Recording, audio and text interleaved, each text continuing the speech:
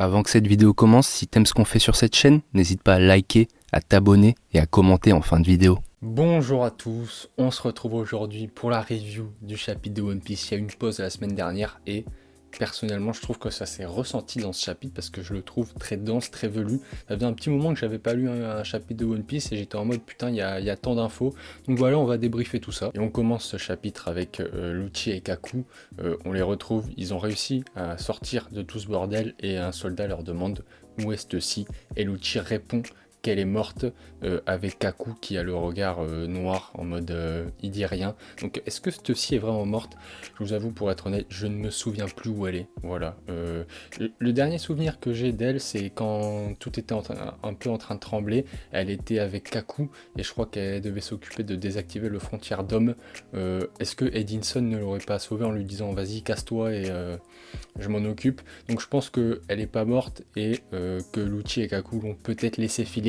Voilà, j'avais parlé que je trouvais qu'on les humanisait un peu ces trois-là. On voit que Kaku, il était pas, voilà, il avait un peu de peine que Stussy soit une traîtresse. Et Lucci, on voyait qu'il s'humanisait aussi un peu en mode, il voulait que rien n'arrive à Kaku.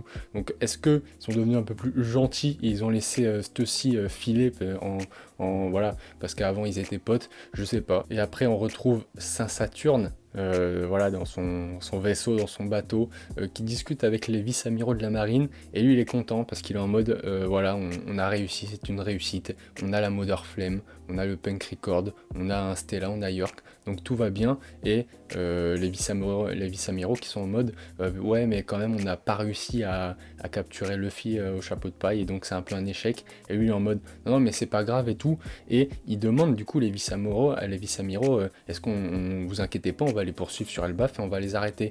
Et là, Saturne qui dit quoi? Il dit non mais ça on s'en fout, le plus grave dans tout ça, c'est la diffusion du message de Vegapunk. Et là j'ai adoré, parce que ça y est, on voit que c'est teasé tout au long de ce chapitre.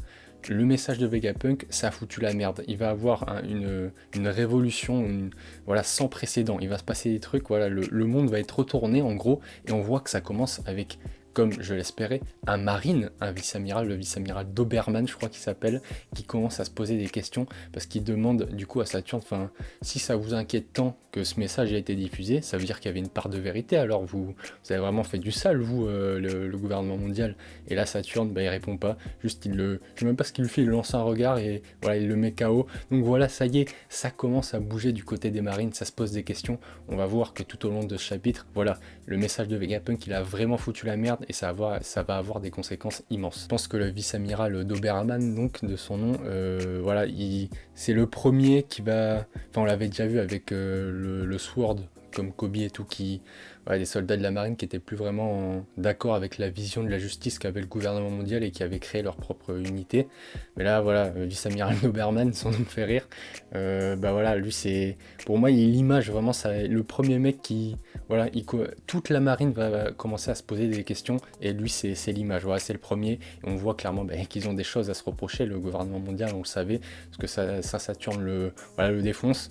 Donc ça y est, la fissure marine gouvernement mondial qui est présente, et on va le voir plus tard dans le chapitre avec à un moment où on parle de Akainu. Mais avant de parler de ça aussi, truc très intéressant que j'ai beaucoup apprécié dans ce chapitre, c'est que en fait on voit que du coup on nous avait dit que Emmett avait attaqué Marie-Joise il y a 200 ans, mais on nous en avait pas dit plus, et là on sait en fait il a attaqué Marie-Joise, et quand il s'est fait neutraliser, ben voilà, tout le monde s'était mis d'accord en mode ben on va s'en débarrasser, et Saturne a voulu le garder, et il a dit non, vous le gardez, et vous inquiétez pas, j'en assumerai les conséquences. Et on va voir plus tard dans le chapitre qu'il a dû en assumer les conséquences. Voilà, il voulait le garder parce que pour lui c'était une potentielle puissance militaire, voilà, pour le gouvernement mondial.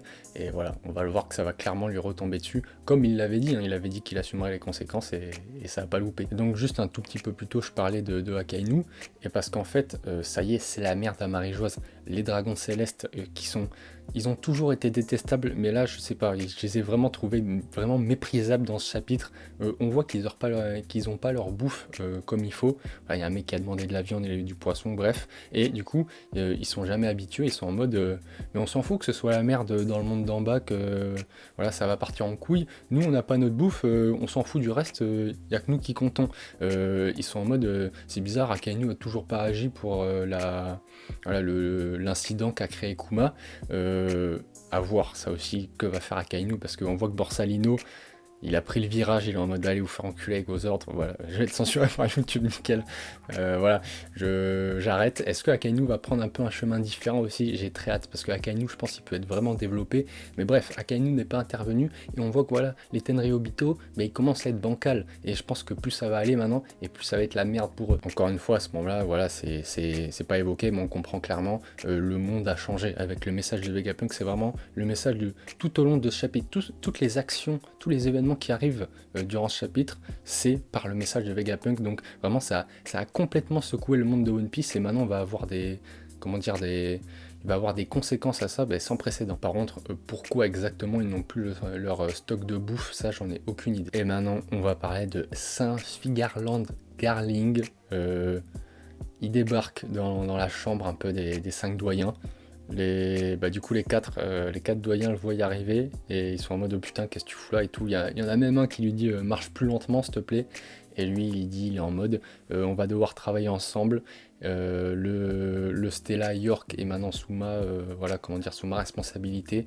Je viens d'être nommé nouveau dieu guerrier de la défense scientifique. Et là du coup nous aussi et les doyens on comprend que de base ce mec qui avait ce poste là c'était Saturne. Alors qu'est-ce que Figarland fout là? Donc Figarland qui prend le poste et qui dit bon maintenant on va devoir travailler ensemble, parce que voilà le message de Vegapunk, ça a foutu le bordel, il va y avoir des changements sans précédent, travaillons ensemble. Bon déjà il a du flow, c'est vrai qu'il a du flow le mec.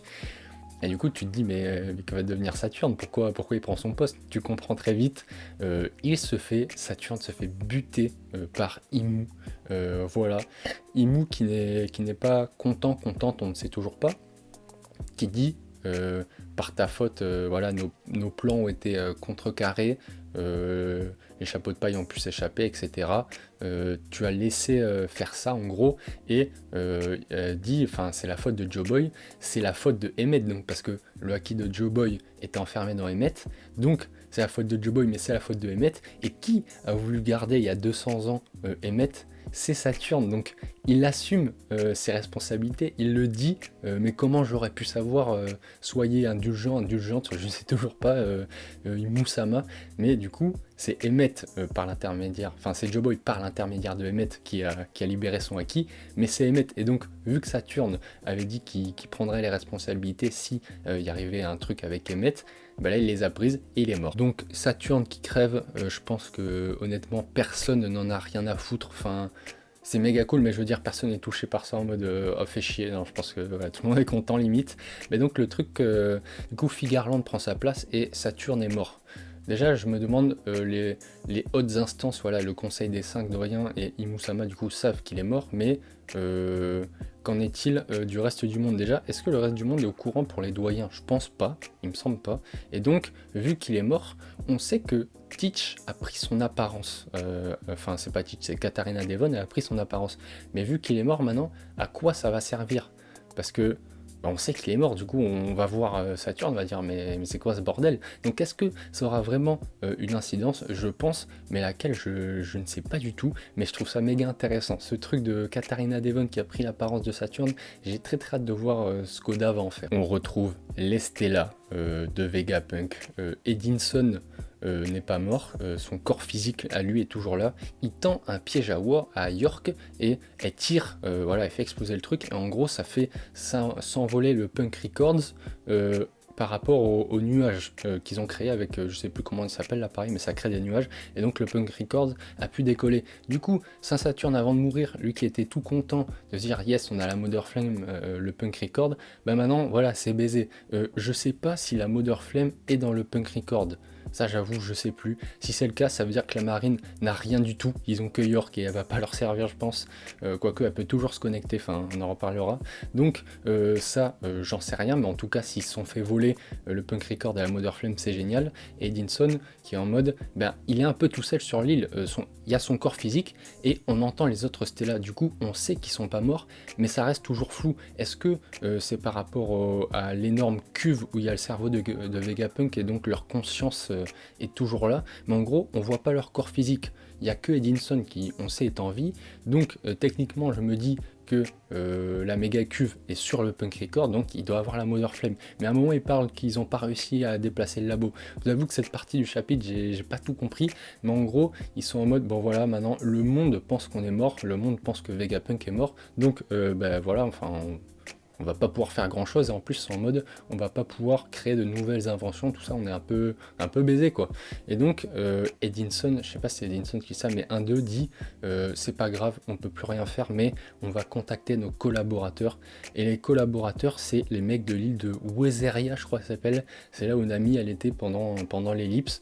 Je me souvenais plus, ou alors je sais pas si on avait déjà vu que Vegapunk était en collaboration avec ces mecs. Qu'est-ce qu'ils vont faire? Je n'en sais rien du tout. Voilà, j'avoue que le truc des Stella, au global, je comprends, mais les petits détails, j'ai pas tout. Donc, si vous avez en com, dites-le moi. Mais voilà, les Stella sont pas morts, on le savait.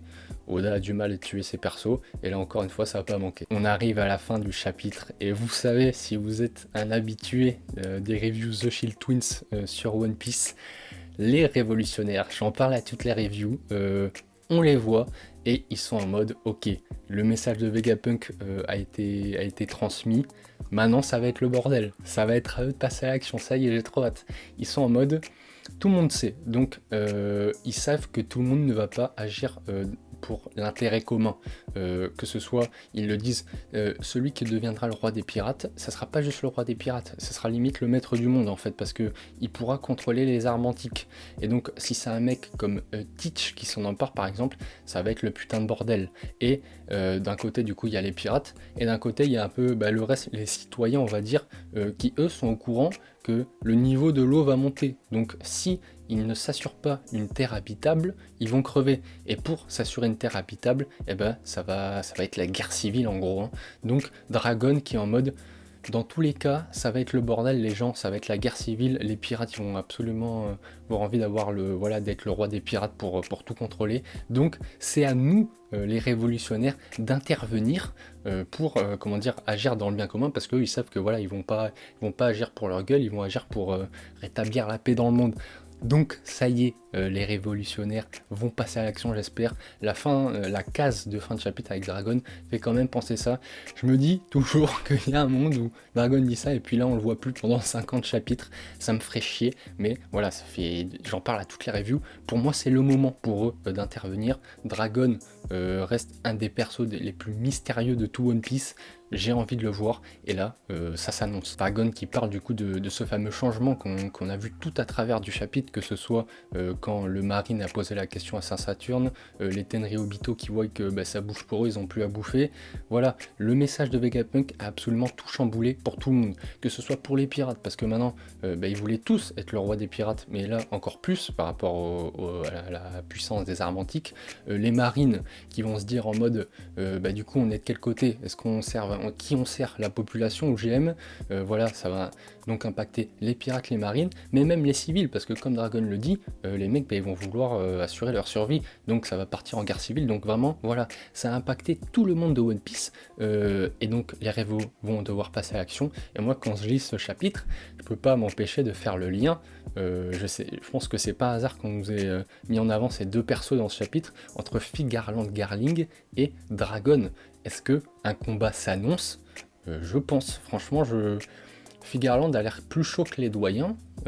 On sait que c'était du coup avant le chef des chevaliers sacrés, je sais pas s'il l'est toujours, vu que maintenant c'est un membre des 5 doyens, mais voilà, il est quand même présenté comme un des mecs, voilà, vraiment des tauliers du gouvernement mondial, et on nous parle de ces deux mecs dans le même chapitre. Donc, est-ce qu'il va avoir un affrontement à venir? Je pense et j'espère. Je vais pas rentrer dans les débats de puissance en mode vous pensez c'est qui le plus fort, j'en sais rien du tout, on verra bien. Mais en tout cas voilà, moi je peux pas attendre de voir Dragon et tous les révos lancer l'assaut sur Marie-Joise.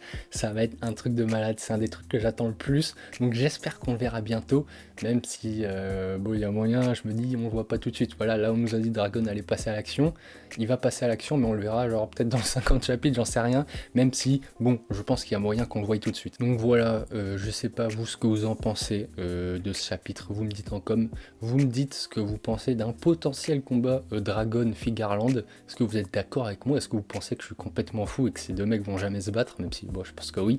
Mais vous me dites, voilà ce que vous en pensez. Bon, je vais le faire, voilà, pour avoir des commentaires, j'ai envie de dire. Mais qui gagne selon vous? Voilà.